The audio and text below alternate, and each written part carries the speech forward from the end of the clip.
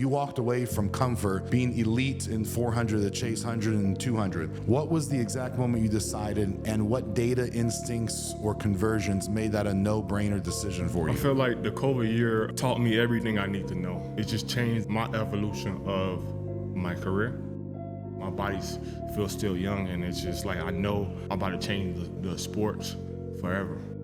When you achieved that record, what did you feel? To be 100, I feel empty inside. The reason why I feel empty inside is like, what's next? What do you determine as what is personally great about yourself outside of being an athlete? Me being great is waking up every day, believing in myself, getting up, taking care of my kids, taking care of my responsibility. How did you get involved with the Enhanced Games, and what do you hope to not just achieve in May or June, but just long term? Long term is me being the fastest man that ever touched planet Earth. I did something that no man in my family had ever done.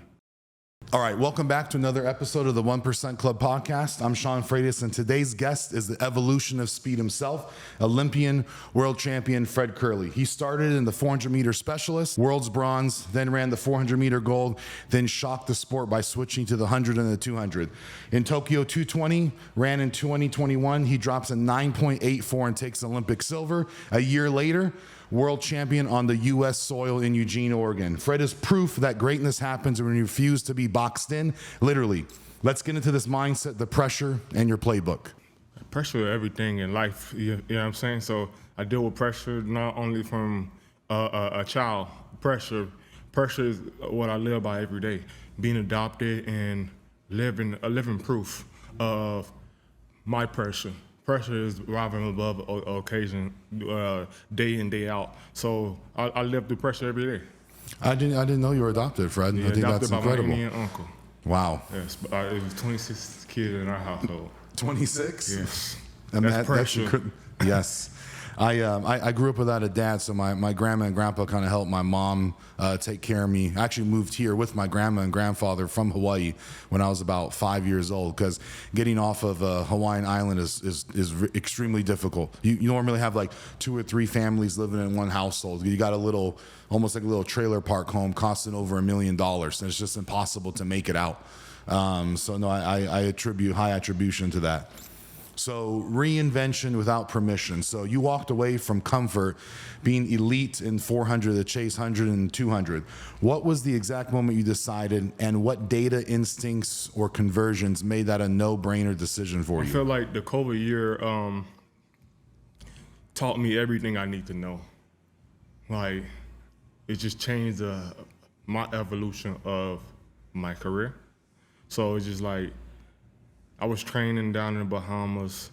My good friend that had passed away, him and his coach said, you might as well just do the 100. I was covering so much ground in the Bahamas. They're like, you're covering a lot of ground and stuff. So 2021, I was still, from the COVID year to the new season of 2021, because they pushed the Olympic into 2021. So all through the whole year, I was training for the 400, 400, 400, 400. Then I broke my ankle, like fractured my ankle, so I couldn't get around the turns or nothing like that. So while I was doing that, I'm like, it just something just clicked. Like that day of training, I'm like, I'm just gonna stay on the straightaway, no do no turns, no nothing. So I just stayed on the straightaway, doing 120s on the straights and stuff, and it was just covering ground. So, and then like 2 weeks later, me and my coach, Coach Joey down in Florida, I ran at his track meet. Ran 10-1, because it was 2 rounds. The following week I did it again, 10-0, 10-0. Following week I did it again, 10-0, 9 seconds. And once I ran that 9 seconds, it was just like, I'm sticking to the 100. I did some 400 overseas, but it was not in my gut saying, it's time to do it now. If I don't do it now, it's never gonna happen. So, like, even my other coach, we talked, but like, he wanted me to stick to the 400, but deep down inside, I know the 400 was no longer like me no more. It was like my eyes open to the 100, and ever since that day, it was just sticking to the 100. I knew I was faster than the guys and stuff, and made history that day. So me and my coach were doing some training, and like over the 100, 150s, and stuff, I was just covering the ground. Time and stuff was just like, this is elite. So when I did that conversion that year, everybody doubted me. Why would you leave your best event to go some unknown land? But people were forgetting, to be elite and be the best, you gotta think like you the best. If you don't have that mindset of thinking like you're the best, why are you even doing the thing? I know I'm the best. I know I'm the greatest. So there's no one's gonna stop my mindset of not being great. And if I don't believe in me, then who? So I believe in myself wholeheartedly and stuff. But the COVID year changed my trajectory over my track career. So when I switched to the 100, it changed my evolution of my career and got me to greater heights, got me some good things. I ran the time that people did in their lifetime in less than like 7 to 8 weeks, and became an Olympic silver medalist. So, and some of the greats don't even got Olympic medals. So if you say they the greatest, I'm the greatest. So it's just like that changed my, and then the next year, I ran 9.7. The event was at that time the 6th fastest guy of all time. And you telling me I did this less than a year and a half? Just imagine if I was training just 100 from ground up. No telling what I could have done. There's no telling where I'm headed right now. So my body feels still young, and it's just like I know I'm about to change the sports forever. You know, it's someone told me something really powerful. They're like, you enter this world alone and you're going to die alone. So you have, of course you have other people there for your journey. But I think that that statement, it holds true to me, because at the end of the day, you really need to depend on yourself for almost everything in your life. And that makes you not get disappointed, Now, when you achieve that and when you achieve that record, what did you feel? To be 100, I feel empty inside. Empty inside. The reason why I feel empty inside is like, what's next? Like, in our sports has come of comparison. You know what I'm saying? I did that all achieving because I already knew I can do it. Like, only thing that the medals and stuff don't mean nothing to me, because at the end of the day, the medals it come and goes. My legacy gonna live forever. So, and when I say I feel empty inside, it's just like in our sports, oh, you gotta do better. They keep on comparing me to like in my 400 days, they compare me to this person, but I'm the only person that owns the podium. They compare him in the 100. Even I won that. Oh, we got such and such coming back the next year. I won world champion. Oh, he's just coming off of the stuff, so he got to come back next year. What more do I got to do for this sport to be looked at as one of the greatest? Like, you keep on comparing me to people that have been training and been elite their whole life. I did something that no man in my family had ever done. You know what I'm saying? So it's just like, I'm the best of the best, and you can't tell me, you cannot deny me of my success. Like, I don't care what nobody say. Like, you can say, oh, he's not good. I'm the greatest. You know what I'm saying? Time don't the factor how great you is. It's just time. Great is getting up every day, being disciplined, being the elite level, being everything into the sport. Like, I ain't come this far to not be the greatest. Now, obviously there's the accolades in the sports, but what do you determine as what is personally great about yourself outside of being an athlete? Me being great is waking up every day, believing in myself, getting up, taking care of my kids, taking care of my responsibility, and making sure my kids eat not for right now, for longevity. So when they say, Dad, I need this, I'm like, there go your car, go get what you want. My greatness is actually seeing my kids and stuff happy. I love that, because that is really leaving the legacy behind that they can learn from, and continue to pass that on. For sure. So ultimately this will be the longest, maybe structured preparation that you have with the enhanced games. So how did you get involved with the enhanced games, and what do you hope to not just achieve in May or June, but just long term? Long term is me being the fastest man that ever touched planet Earth. And my longevity is to continue to do something I love and have a foundation where I can just continue to pour in my ability. God gave me the ability to run fast, not to sit on my ass.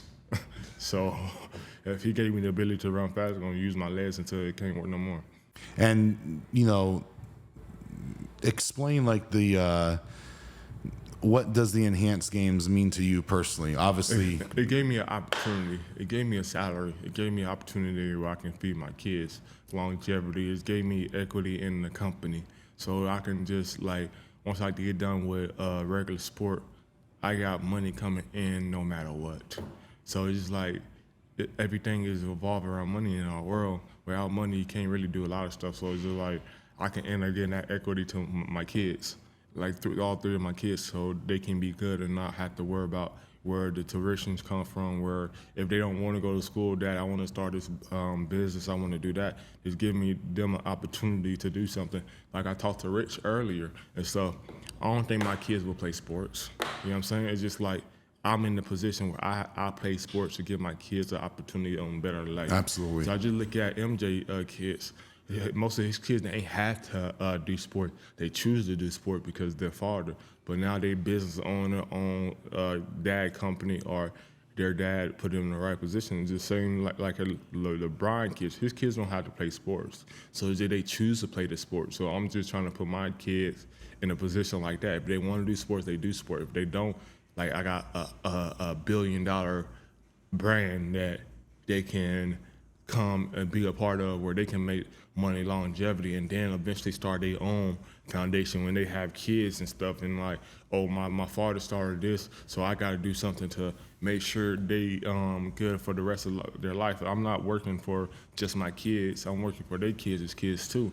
Like I got to be the generational change where it changed the whole bloodline forever, not for the right now. Yeah, and I think, oftentimes a lot of parents, like maybe they didn't achieve certain things, or they're trying to live like vicariously through their kids. So even if it's subconscious, they're like pushing their kids to do things that they wish that they, would do, and inadvertently trying to compete with other parents' kids too. And I'm having my first child in March, and I want to make sure that I want to, in my head, I'm like, oh, I'm going to give this person everything they need.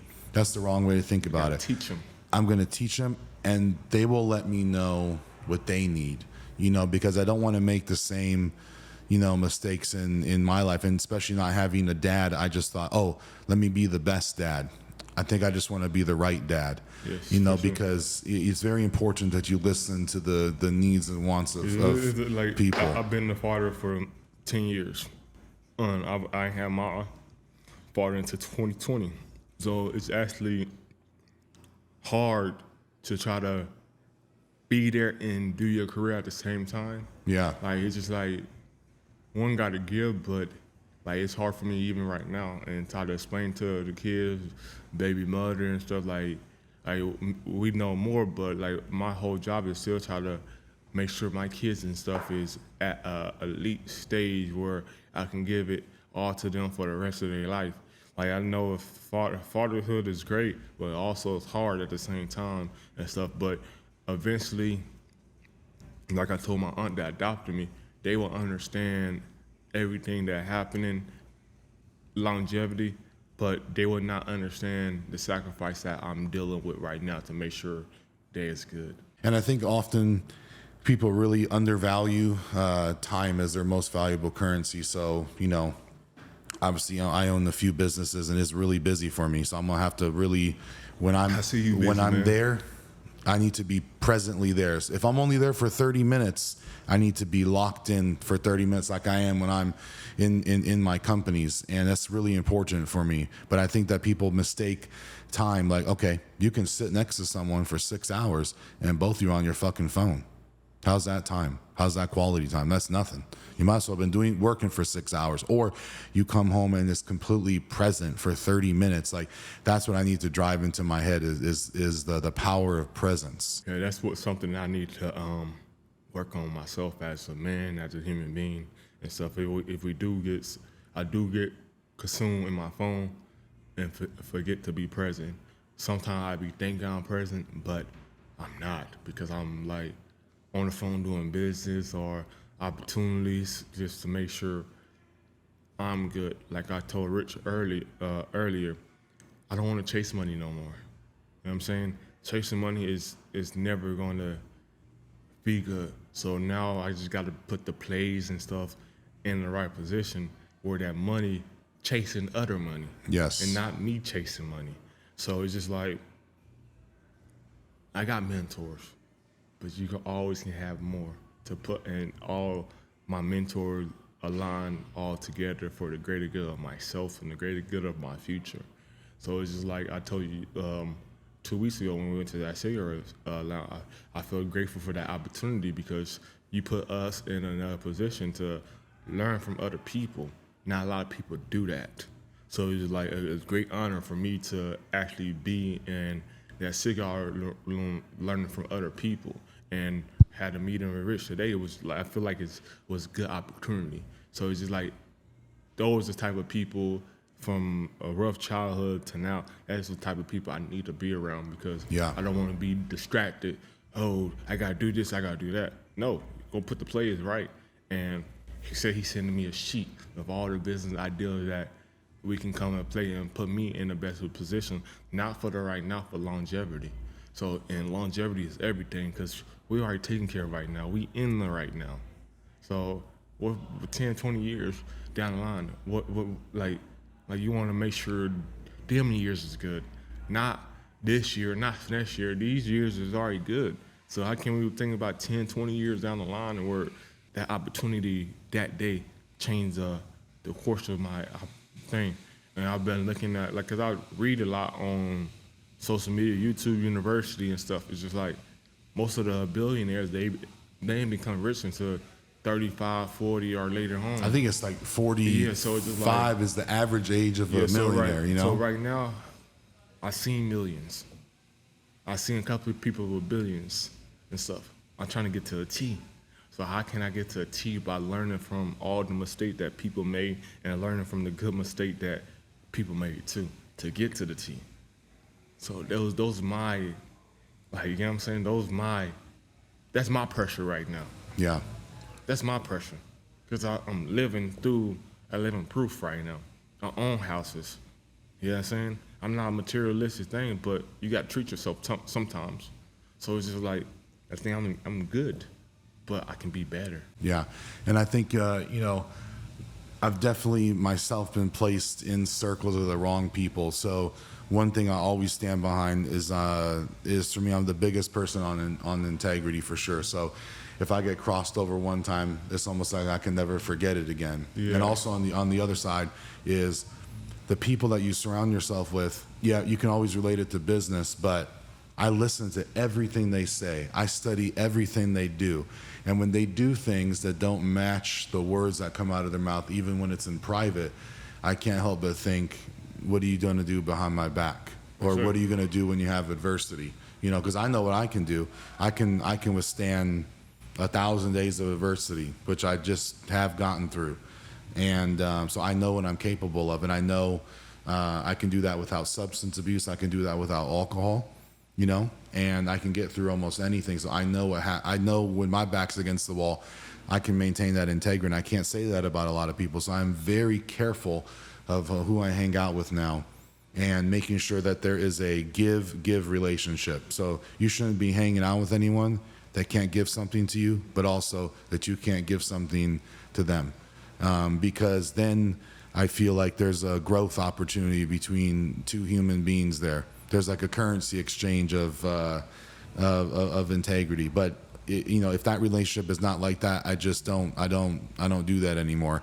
And it's interesting. A lot of people I hang out with now all have similar upbringings, all have similar stories and backgrounds, and going through adversity that kind of changed them a little bit. So I feel like it's a tight knit thing. And one thing that people learn about me is like I always say the things I'm going to do for absolute certainty. If I say something, it may not be immediate. I may fail 5 times, but I will absolutely do the things that I'm going to say. Yes. I believe that too. Like I told, I don't need nothing from nobody.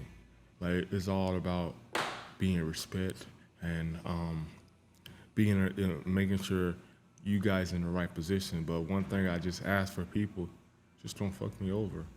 Once you do that, it's just like, I'm not going to think about you the same like I'll put you in the position, like vice versa. I should never mess over somebody that put me in the right position. Because eventually everything circle back. And I say like I love putting people in a good position in life. And I love when people put me in a good position in life. But vice versa, just don't fuck me over. Just because it sounds good or just because one of us got it. Just make sure, like, if you choose that, just say, hey, I think it's just time for me and you not to be aligned no more. I think one of us outgrow each other. And Yes. I believe people do outgrow each other. And I think the proper term is, I used to think it was outgrow, but really I think that if you separate yourself from someone, your subconscious is actually pushing them away. Like, you're actually pushing them away. They're not leaving you. I firmly believe that no one leaves you. I do believe that you relinquish people and you push them away, but just because maybe the energy is not there anymore. And a common mistake from a small-minded thought process is, oh, I hang out with this person because you leverage them. No, I hang out with certain people because they bring the best out of me. A small-minded person thinks that you're leveraging off of someone. The right-minded person understands that, oh, this person is going to bring the best out of me. That's two different types of thought processes. If you don't have the right process, you what are we going to talk about? Because you can only learn that through your own life. So we have to go our separate way. So, I platform into your portfolio. I think that you do something that I always try to preach to, if I ever get young football players and everything in here, I'm like, okay, first you got an LLC, you giving your parents all your money, is your agent taking care of all your money? That's the money part. One of the most important things is, for a lot of these individuals, men and women, they do not produce an identity outside of being an athlete. So if and when that time comes when you're no longer a professional athlete, you have to enter into the normal world. Now note that you gave up everything to be a professional athlete. Your job was to be an athlete. Even, let's say you're a college athlete, your job was to be a college athlete. And when that time comes and it ends for every single person, have you been using your platform in the right way to make that transition into your life? Because, man, when people don't do that, it is very depressing. I have sat across from here talking to many professional athletes, and definitely in training, and when they are not prepared for the day that happens, maybe they have a career-ending injury, maybe they get cut from a team, can't get back on because of politics. How important was it for you to establish who Fred Kerley is, completely irrelevant from being an athlete? So OG always told me, don't work on your exit plan when you're at the end. You work on your exit plan day one. So when you decide to step away from your sport, you can already enter in your life that you really want. I feel like we all get into sports for obviously opportunity to change our bloodline. But while you change your bloodline, when you leave the sport, you should already put that money to change your bloodline. So when I started being professional in 2017, I was around a couple of good track guys. They said, don't worry about the right now. You took care of it right now. When you get done with your career, what's going to happen? So I met some good accountants. I met some good people, some good investors. Still meeting good investors and stuff. So it's just like, what you gonna do once you get done? Sports don't last forever. So, but take advantage of the sport to put you in a better position once you leave. But also read the room and make sure nobody messing over you while you're doing them investments and stuff. Making sure nobody involved. Make sure you know what you're investing in. Make sure you read what you're investing in. Make sure you control the room that you're investing in, because it's your money at the end of the day. And make sure the investment, make sure you always know where your money at all time. If you don't know how to count money, have somebody that know how to count money. Yes. Like, it's plenty of people around the world. If you don't trust that person, but they good people, make sure you have one of your homies, your friends, to make sure that you deeply trust about your money. If it's not your friend, make sure your significant other know how to count the dollar too. Like, everybody don't know what the value to a dollar until the dollar ends.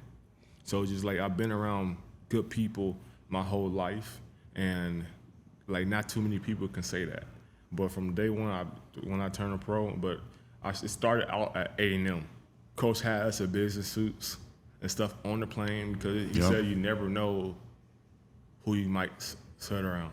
But as an Aggie, you meet Aggies around across the world.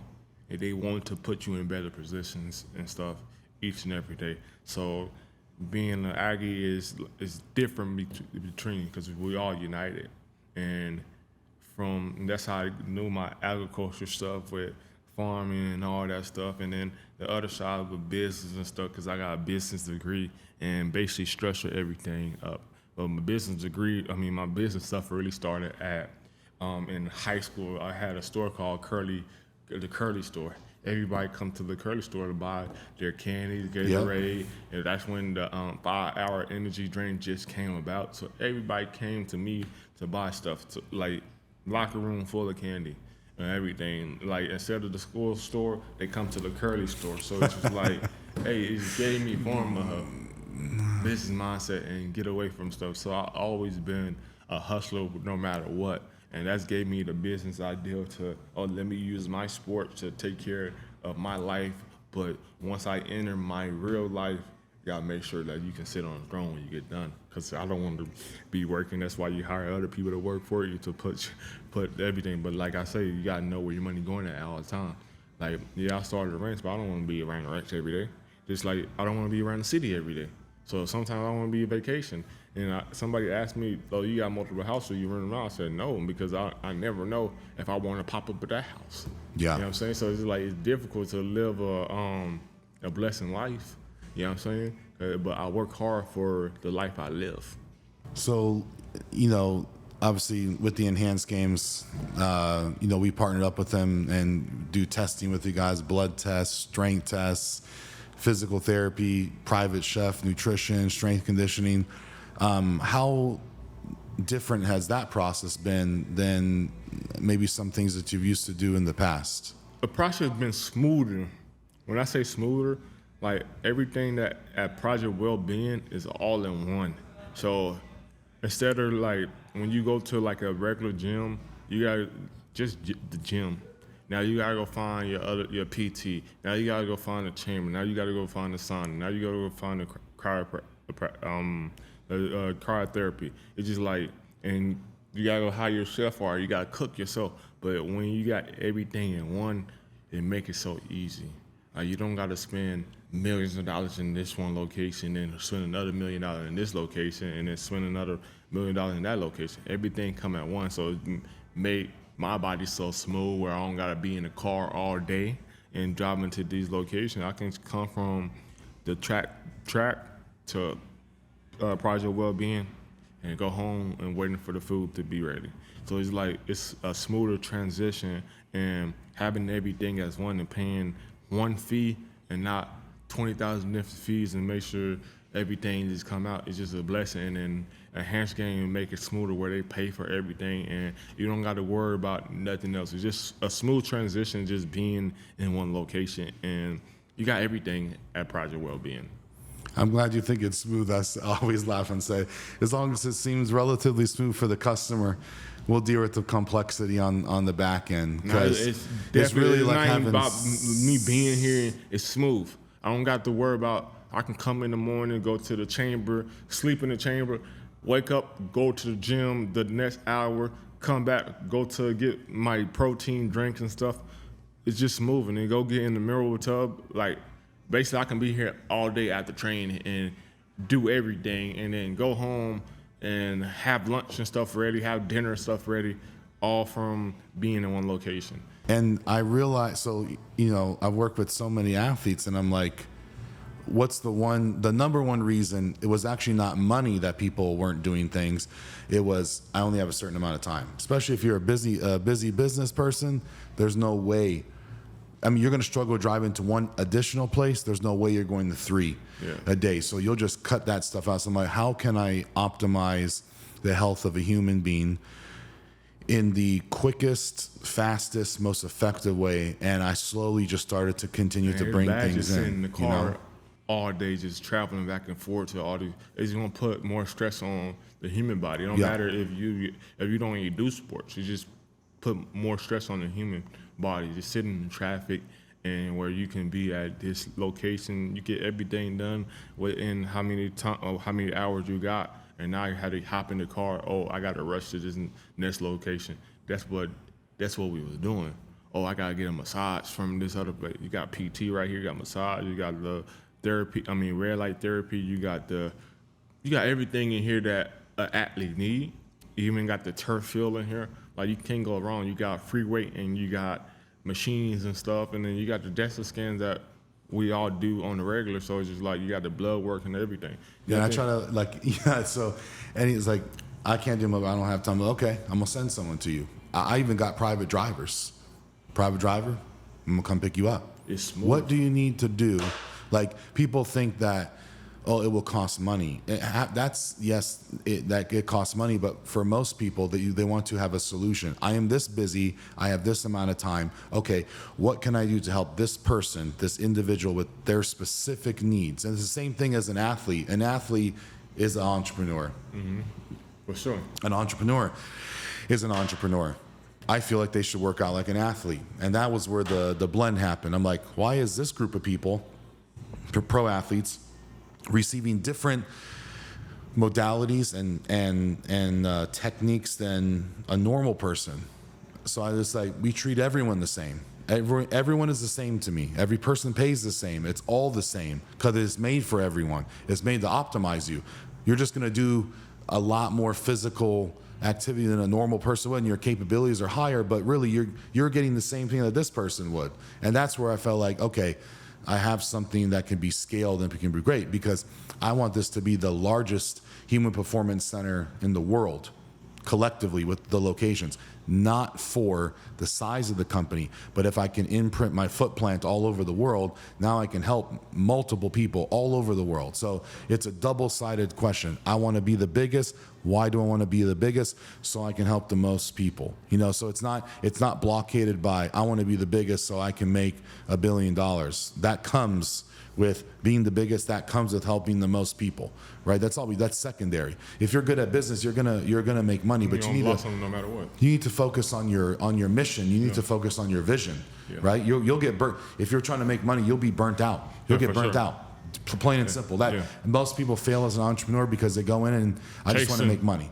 What's the plan? I'm an employee. I've got this career. I thought I was going to make X amount of money. Okay, quit this job, go to another job, make 10 more thousand. They're going to add 20 more hours onto your week. You're going to get burnt out again. And then you'll find yourself repeating what I call the 6-month life cycle. Every 6 months, you're going to sit there like, fuck, I'm in the same place that I was.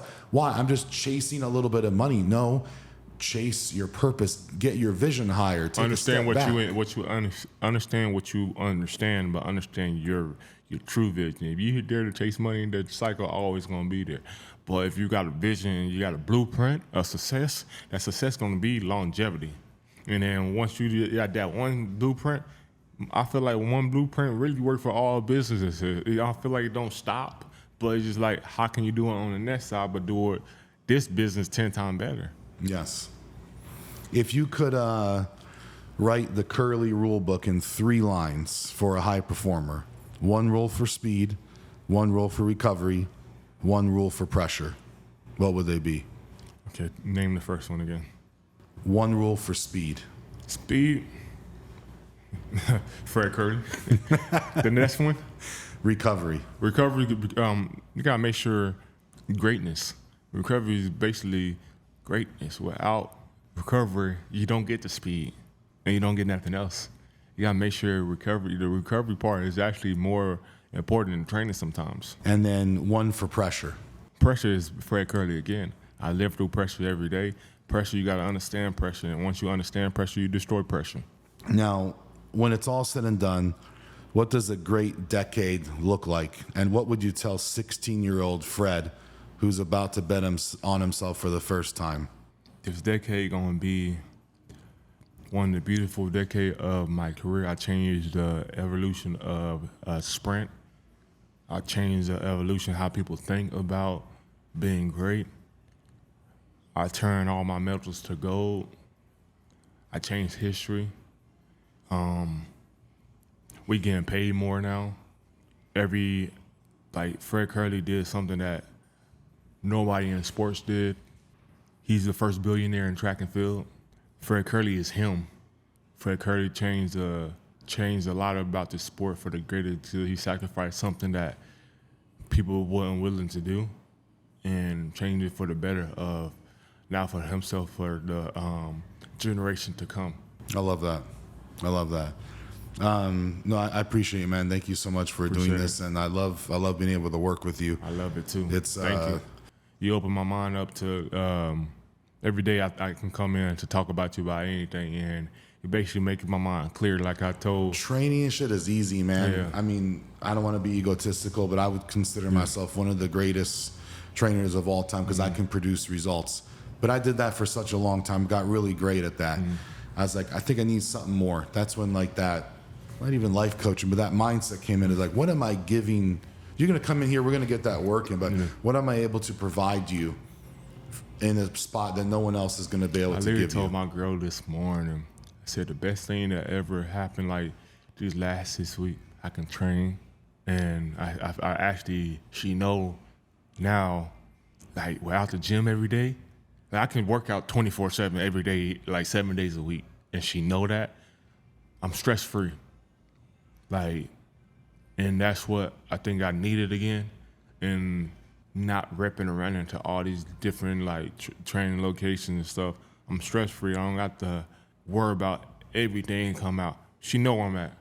I'm in the gym. I could literally stay here all day if I wanted to. But sleep is like recovery as important. But my mind is definitely clearer when I'm in the gym, and she see like my body actually transmit. Oh yeah, you definitely happy again. You definitely can enjoy yourself. You definitely not worried about nothing. It's just like I'm stress free, and not only that, I can come in here and talk to you about a lot of stuff. And I like you told me like the first day, you understand where I'm coming through. You know what I'm saying? So if a man that is no matter younger or older than me understand where I can come through, I can relate. The stress is like down. So even like I've been stressing. The day I came here to do all the little skins and stuff, I can tell I'm becoming happy again. And a happy Fred is a dangerous Fred because I can achieve anything on the track. And I don't necessarily got to be on track every day to achieve the 9.2 I want to run. Yeah. Like it's like I just got to be in shape. You know what I'm saying? I can go run 9.7, 9.6, 9.5 again because I'm happy. I'm not stressing. I'm not losing weight. I gained most of my weight back in a matter of 2 or 3 weeks. Like my body is changing for the good. Just by like it's just like I'm happy and loving and all that stuff again. It's just like I'm great. It's good. And I think you always I say a distinct phrase every time when I'm working with someone is get your mind right, because that's always what I do first.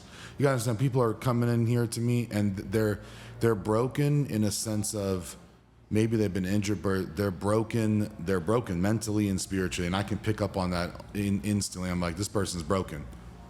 Not even they know. Yeah. And they need to maintain a high profile, so they hide it. Yeah, but like I could like really and truthfully, sometimes I try to hide it, but like the last couple of weeks is like sometimes I want to cry, cause like damn, this is what it feels like to be doing what I love again, like not stressing, not dealing with a lot of stuff that's going on with my personal life and stuff. Yeah. It's like damn, I can actually just train. Because there's a difference between stress and pressure. Yes. Stress is. You don't want to do nothing. Pressure is it means that you're doing something worthwhile, but stress is when you're really letting your mind take over. Yeah, stress is like you don't want to do nothing, you just want to lay in bed, don't want to eat. That's what I was dealing with. Sometimes I don't eat. Sometimes I just drink all day. You know what I'm saying? And I'm not alcoholic. You know what I'm saying? But it's just like sometimes I just want to get away. You know what I'm saying? Sometimes I want to get away, not think about the consequences and stuff that's going to cause my reaction. Yes. It's just like that was me dealing with this past year. But a lot of people was not coming. You know what I'm saying? A lot of people was not coming to my help. A lot of people not understanding me. Oh, he's just being Fred. No, I'm not being Fred. I'm calling out for help. But the help I needed is right here in the gym. And that's crazy to say it. Like, I'm finding my happiness again. I realized, because I was thinking about it, like what you see in here is just a physical manifestation of my belief process in my head that I was able to bring out. And then what it did is it gave me a physical presence in the world where I can have people come in here to give them my gift. It just disguises a gym. It's no different than a pastor having his church, Yes. right? It's no different than a mechanic having his car shop. So I realize that now. That was this is only the platform for me to deliver my gift, and that's why I want to have. It's bigger than just a gym. Like I had to, when I was going through that divorce, it destroyed me, but it made me think outside of four walls. It made me think way bigger. I was living small, and I was probably living for someone else's purpose. Now I know exactly what I want to achieve, and I'm unrelentless of it. I don't care what anyone says. I don't care what they think about me, because they're not me. They don't have to make the sacrifices that I do. They don't understand. They don't have to make the financial sacrifices that I do. You know, everyone always says, "Hey, I want to do this," and I was okay. Let me see you make those sacrifices, because you have to pay for them, and it's not in a dollar way. You got to pay for them mentally. You have to go to bed every night thinking, I put it all on the line over and over and over again because I want to achieve something greater. And I feel like that's where a lot of people mistake a lot of stuff at. Like, we don't become fast overnight. We don't become this overnight. We don't become strong overnight. You got to sacrifice everything for the greater good of what you want. You're going to lose a lot of stuff along the process. You're going to lose a lot of everything along the process. I think if you're chasing after your own greatness and purpose, you will lose everything around you in the process. It has to happen. It's like a caterpillar breaking out of the cocoon. You absolutely have to lose everything in your process. I don't actually think there's another way to do it. I lost a lot of things this year. Guess what? I'm slowly gaining everything back. And I appreciate every day. I'm in my winning season. I can't lose. I'm in my winning season. I can't lose. I'm in my winning season. I can't lose. It's on to better and greater things in life. And I finally realized that you got to lose to order to win in life. The same thing on the track. You got to lose to order to win. Yes. You got to lose to order to win. And once you win, no one can stop you. Yep. They're going to say how you did it. I said, you got to lose sometimes. Because once you lose, if you win all the time, you really don't understand yourself. That's too comfortable. Yeah, you don't understand yourself. Once you lose a little bit, you start slowly understanding yourself. And now when you win, you don't have to lose again for elevate yourself even better. I call that tolerance. Yes. But thank you, man. It was a pleasure sir. speaking with you. Yes, Seriously. sir. Blessings.